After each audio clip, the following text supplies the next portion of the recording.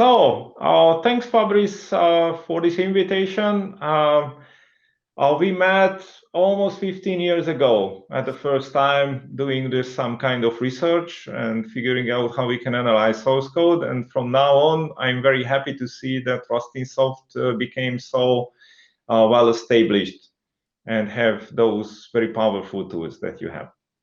Thank you, Zoltan. It's a pleasure, and we had for such a long time the opportunity to work together. So I'm happy to do this webinar with you today. Yes.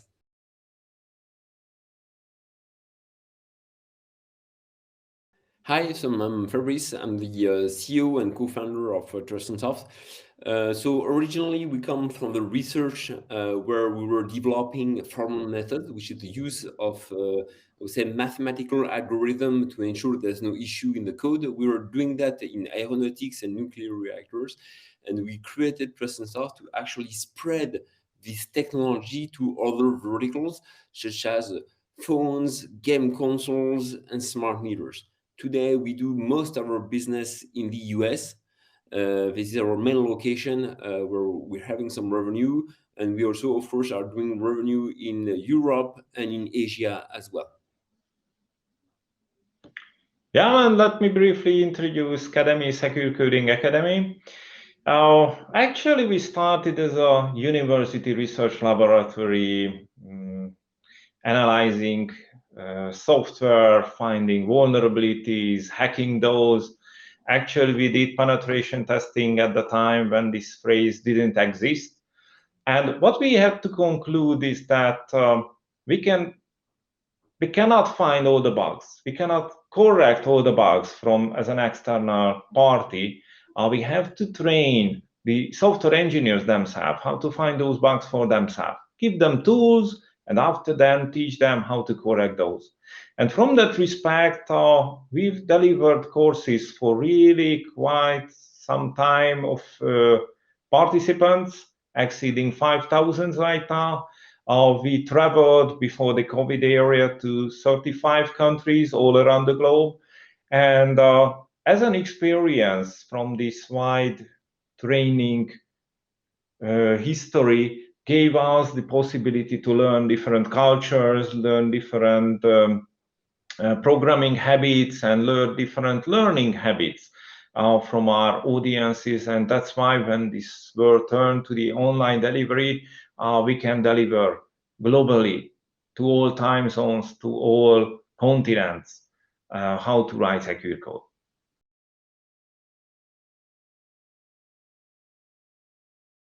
So I think that one of the main concerns with correcting bugs is that it can very quickly be expensive.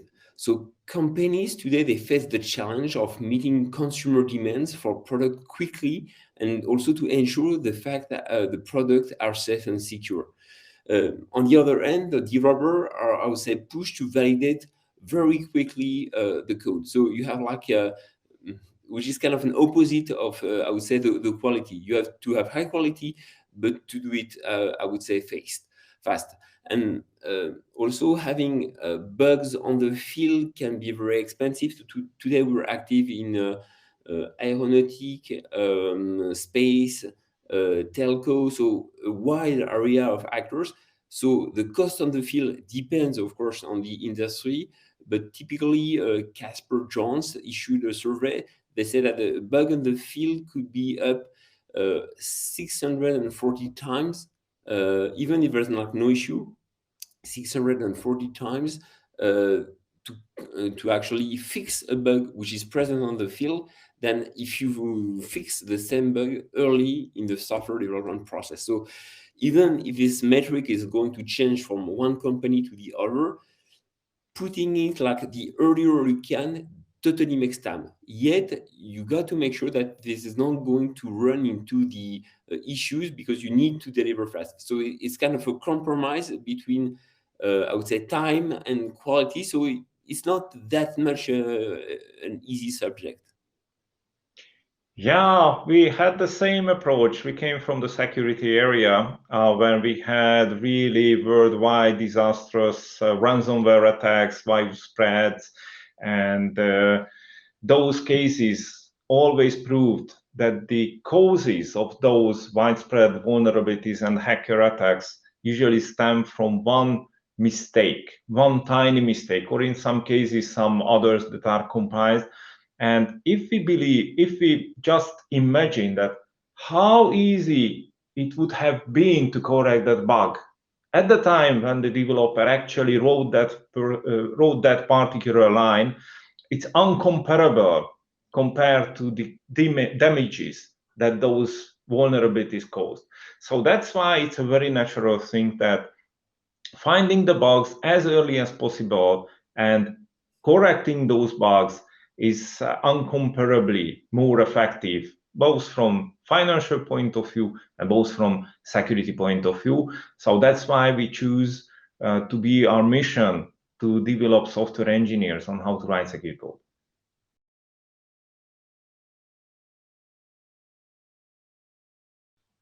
So that's a very good question. Technically speaking, an undefined behavior is a behavior which is not conform to the C and the C++ standard. So it's very, I would say, vague. I would say a good example is a buffer overflow. A buffer overflow is like you got a buffer with data and you actually read or write outside of this buffer. This is an undefined behavior. So anything can happen and you're not sure what's going to happen. So it could be something bad, very bad. This is useful both for safety and for cybersecurity because of undefined behavior, the system is not going to be deterministic. Another example, for instance, of an undefined behavior is an integer overflow. So when you reach the maximum possible the highest value of an integer, if you add one, then you are going to go to the minimum integer. This is not necessarily defined. Some say it's undefined. So the fact that it's actually wrapping or not wrapping is not necessarily defined. So you should anyway say, okay, we should not go beyond this limit. This is another undefined behavior. And you have more, I would say, subtle undefined behavior, such as, for instance, different type of pointers which point to the same memory location, which would be the strict aliasing undefined behavior. So this is the kind of, I would say, stuff you have within the C and the C++ standard. So I somehow define what an undefined behavior is. It's also important to see the consequences. So for instance, there was among, I would say, the famous undefined behaviors. I will take one example in safety and another one is in cybersecurity. The one I'm going to take in safety would be the Ariane 5 bug. So it's a rocket which actually exploded. And this is due to an integer overflow. So this definitely was something bad. If I take like a more recent example, so this one, like the Ariane example, like 20 years ago, roughly. A more recent example is Pegasus. Pegasus is for cybersecurity. This is a flaw in phones that people were using to actually gain privilege and do things such as spying on you. And here again, it was due to an undefined behavior in C and C++. So this definitely has huge consequences, both for safety and for cybersecurity, because actually it makes your system non-deterministic. In safety, this is due like to the environment. And in cybersecurity, it's not due to the environment, but it's due to the hackers or the natural environment, but it's due to the hackers, and the hackers are going to exploit the undefined behavior.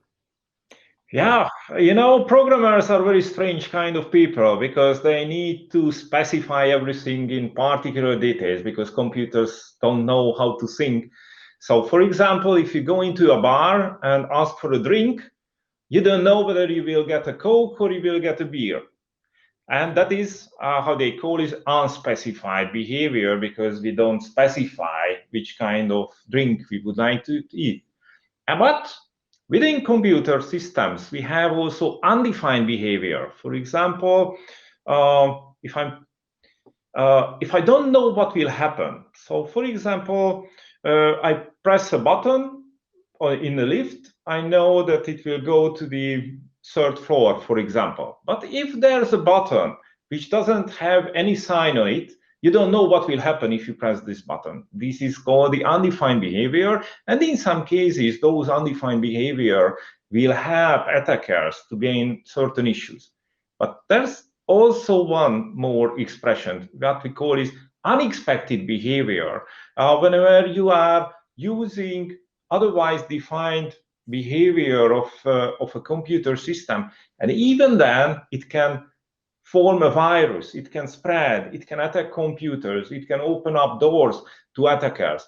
So that's why unspecified behavior, undefined behavior, and unexpected behaviors are the gold mines for attackers in order to exploit computer systems.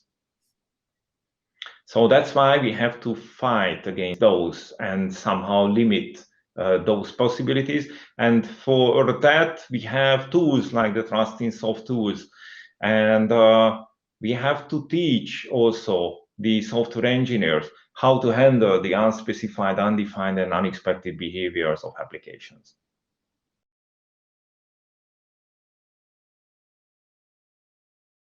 You know that we used to train engineers all over the globe, speaking not just English, but speaking German, speaking other languages. And I have to recognize that in English, we have separate words for safety and security, but in many other languages, like in German, they have the Sicherheit, which stands for the same, or even in Hungarian, my native language, Biztonság, means safety and security as well. I don't know, Fabrice, what is the words or expressions in French? In French, that would be different. We have sûreté de fonctionnement for safety, and we have cybersécurité for cybersecurity, which would be quite close. And in it's true that it's fairly different because so it's bad to have the same word because actually the safety this is like the natural environment. So you got some probabilities and you can make probabilities. But when it comes to cybersecurity, you have an attacker, so someone who is going to do bad things. So the person who wants to hack a system is going to align all the events. So actually you won't say, oh, it has a low priority because the hacker are going to make sure that the priority is going to be high. So these two, I would say, different stuff. I'd say that does not behave the same way. This is what I mean. Yeah, I used to ask this question from our participants, from our trainees, whether they know or whether they can express with very, very short sentences what's the difference between safety and security. And what I had to conclude, and what was the easiest way to tell them, that safety is when we are protecting the humans from a system, and security is when we are protecting the system from humans. I love this definition. I really love it. It's a good one. Thanks for sharing, Zoltan. I love it.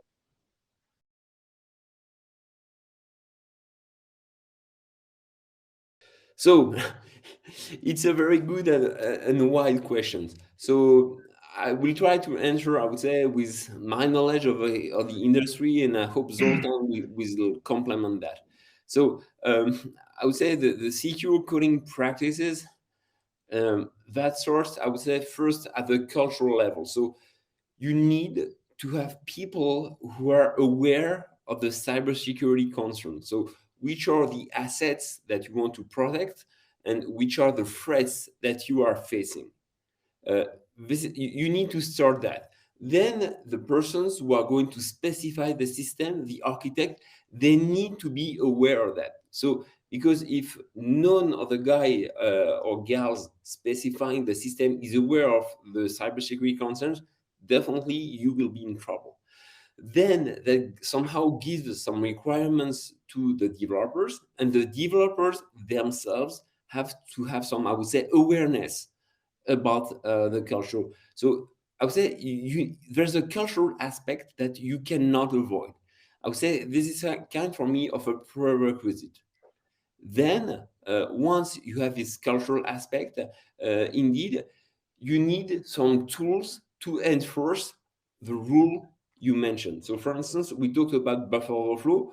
So you should test that you have no buffer overflow, which means typically using sanitizers such as Valgrind or Purifine or UBSAN is a good idea, because you are going to detect not all, but some of the undefined behavior, and definitely this is very important. Also, then you can, so that would be more kind of a dynamic testing. Then if you go to more, I would say, static things, you are going to be able to address a wider scale of possible cases. And you can go up to a full mathematical proof. It can be more costly, but the benefits are huge.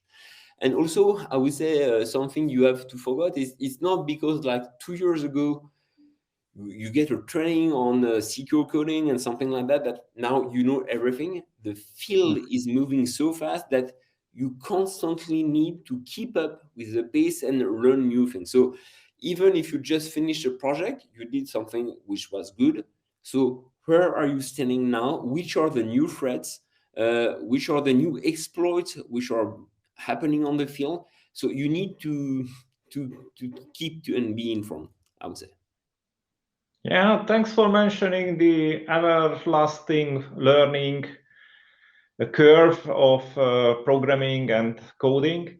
And maybe it will be a little bit surprising, but I used to say that there is no such thing as secure coding, because you can have just coding which may have vulnerabilities or deficiencies or security flaws or maybe special conditions in which those particular codes will behave unexpectedly or in an unspecified or in an undefined way.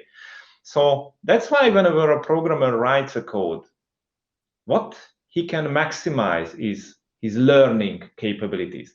So if there's a tool which will warn you that, okay, what you are writing will do actually the job, what you are about to do, but actually it will also establish a possibility for an attackers to exploit it.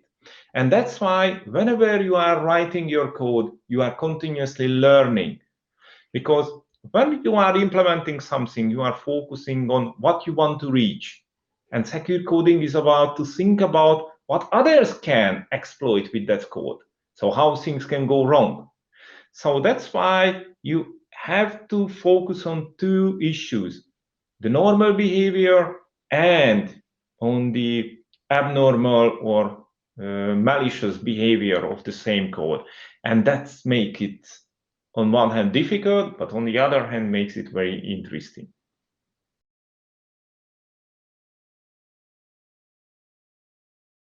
So if there's a tool who will warn you that, okay, something can go wrong if you do things like that, you can learn from it. And what you will learn is not that you should never ever do things like that because you need to implement it for a particular feature, but you will learn how to make it in a secure way. And that's the learning objective of secure coding. Yes, so indeed, this is very interesting. Those tools, they enable you to learn. This is very, very important. And then you got some tools to actually assess whether or not you have some undefined behavior in a piece of code. The tools you would start to do that would be sanitizers. Here again, you have many sanitizers, including open source sanitizers such as Valgrind, Purify, UBSAN. Those tools are going to detect memory leak, buffer overflow, like off by one. It's definitely a good way to start. If you want to extend those tools, you can couple that with fuzzers. That's definitely a good idea as well. This is a dynamic analysis. So you're performing some tests and you see what is happening. You can start using TrustInSoft Analyzer at level 1. At level 1, TrustInSoft Analyzer is like a sanitizer, but an exhaustive sanitizer. It relies on the formal method. And because of that, we're able to detect all the undefined behavior in a test campaign. So that would be the dynamic analysis. If you want to detect more things, you can go to static analysis. Without doing an execution, you are going to get some new potential location where there could be a threat, there could be an issue. And then what we do at TrustInSoft is we apply a formal method, we apply mathematical guarantee, so we can detect exhaustively all the undefined behavior. So it goes one step further, and at the end of the day, you're able to guarantee, for instance, that you have no buffer overflow using this static analysis, which relies on formal method. Yeah, humanity grew up from the animals because we made tools. So actually what you are repeatedly do, or which can extend your arms, or which can improve your physical capabilities, that's what we call tools. And within secure coding, we also have those tools, which can focus on those issues that you don't have capability to. So for example, when we are implementing some piece of code and we are focusing on the actual functionality of what it should do, and we just discussed that we should also focus on what it shouldn't do, or what special circumstances in which it will behave in a malformed way. So that's why we can have tools which can discover those very particular conditions in which algorithms will do something completely different than we about to do. And because those tools have this other way of thinking, discovering malfunctioning possibilities, that's why we can call them testing tools, or we can call them analysis tools. And practically, they work pretty well today. But the question is whether you know how to use those tools. Because at the end of the day, the tools will say to you that something can work wrong with this particular code, but you have to know how to correct it. And that's where secure coding comes into the picture, because if you just got a warning message, if you get an error message, you should know how to correct that code.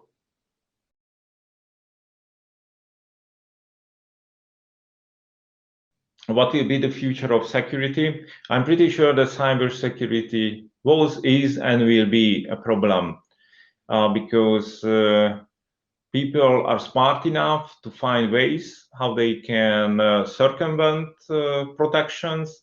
We used to teach security at different levels. We have the open interfaces in terms of web services. We have program language level solutions that you have to apply. Below that, we have the cryptographic challenges. You know, the new quantum computers are coming in and will be able to break the traditional cryptographic solutions. We have the hardware level solutions when we need hardware security modules or trusted platform modules, which will store the security keys.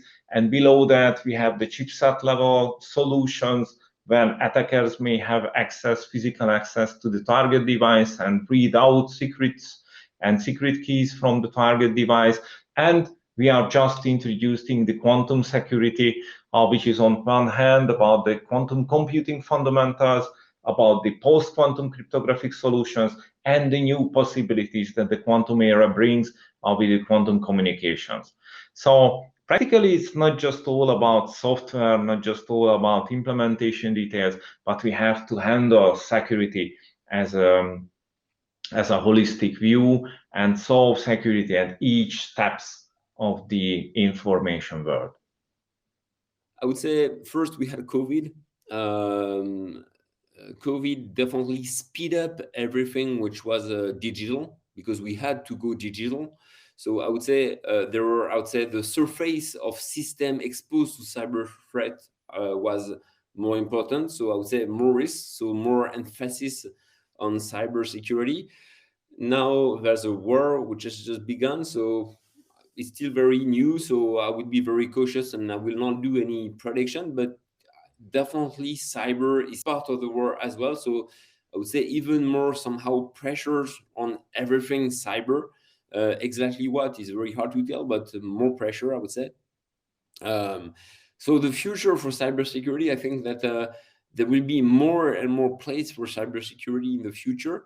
I would say the way we are positioned at TrustInSoft is we are positioned towards the, I would say, high end of the system, because we do provide mathematical guarantees, so that you are sure no issue is going to happen. So we see more and more today customers who are coming to us, typically even in consumer electronic space. So people doing phones, people doing game consoles.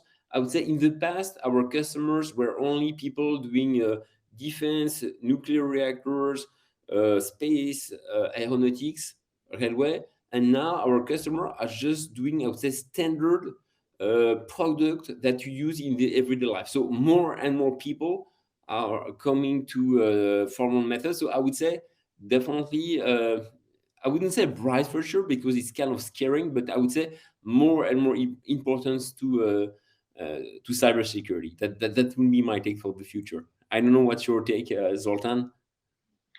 Yeah, actually, this COVID showed that the remote working, the home office environments were really just the beds for cybersecurity incidents, and we can refer to any statistics that within 2020, the number of data records that have been affected by cybersecurity attacks were not just doubled, but they became 4.5 times larger within one single year. So this is not a moderate increase, it's really a kind of explosion that we are facing. And the basic root of those trends is that without proper secure coding practices, secure coding education, software engineers producing vulnerabilities. So they are writing vulnerabilities. So from the point of view of cybersecurity professionals, a software development company without secure coding practices is like a factory of vulnerabilities. So they are producing more problems day by day than those are mitigated. And that is a very clear trend, that day by day, more problems are created than they are solved. So we need to turn this trend around, otherwise we will run into a catastrophe. And in order to turn this turn around, we have to catch the problem at its roots and turn the practices, the daily practices, from insecure coding to secure coding. And for that, we need tools which can help us to discover the bugs, and we need persons, we need well-educated engineers in order to correct those bugs. And that's where we can team up with TrustInSoft and between SCADEMY Secure Coding Academy.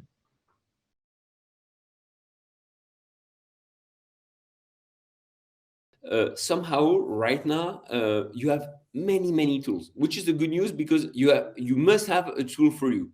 The difficulty is making sure that you are having the right tool for you. So this requires a discussion between the people who have the pain because of cyber threats, the people who choose the tool, and the software developers. So today what we see at our customers is companies who actually have good discussions between those three groups. So people who have the pain, people who choose the tool, and the developers, if those three are able to talk together, then they will choose like the right tool for them. So I would say the main challenge is not necessarily a technical one, it's more like a human challenge, which is making sure that everyone is in sync. Yeah, that's very good. I used to say that tools can help you to find bugs, but you have to correct those.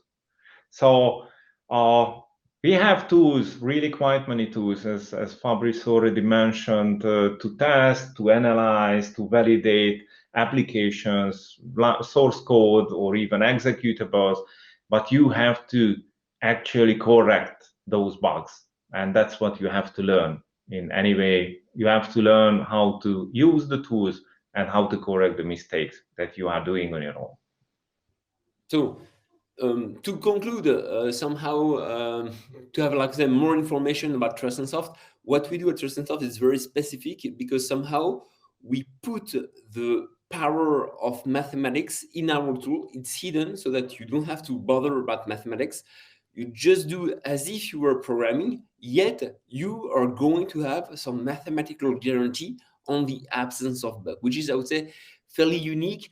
So if you have any question, do not hesitate to reach out to trust-in-soft.com.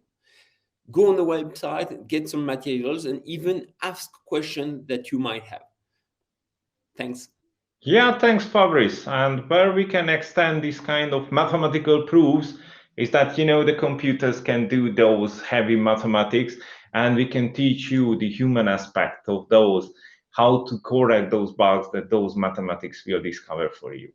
So from that point of view, I'm very happy that we found each other after several years of working in quite distance, and now we can team up and combining mathematics and combining the human teaching together.